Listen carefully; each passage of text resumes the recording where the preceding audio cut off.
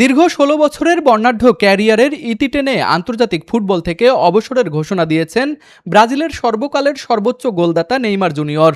২০২৬ বিশ্বকাপের শেষ ১৬তে নরওয়ের কাছে ব্রাজিলের বিদায়ের পর থেকেই তার ভবিষ্যৎ নিয়ে জল্পনা চলছিল। অবশেষে কোপা সুদামেরিকানায় সান্তোসের জয়ের পর আনুষ্ঠানিকভাবে জাতীয় দলকে বিদায় জানান ৩৪ বছর বয়সী এই তারকা ফুটবলার। ম্যাচ শেষে নেইমার বলেন, জাতীয় দলে তার সময় শেষ। দেশের জার্সির জন্য সবসময় নিজের সর্বোচ্চটা দিয়েছেন এবং কোনো আক্ষেপ ছাড়াই বিদায় নিচ্ছেন। ব্রাজিলের হয়ে 4টি বিশ্বকাপ, কোপা আমেরিকা এবং অলিম্পিকে খেলেছেন নেইমার।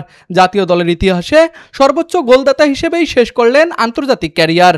এদিকে আন্তর্জাতিক ফুটবল ছাড়লেও ক্লাব ক্যারিয়ার চালিয়ে যাবেন তিনি। কোপা সুদামেরিকানায় ইউনিভার্সিদাদ সেন্ট্রালের বিপক্ষে ৪-২ ব্যবধানে সান্তোসের জয়ে গুরুত্বপূর্ণ ভূমিকা রাখেন নেইমার। এই জয়ের মাধ্যমে টুর্নামেন্টের শেষ ১৬ নিশ্চিত করেছে ব্রাজিলের ক্লাবটি।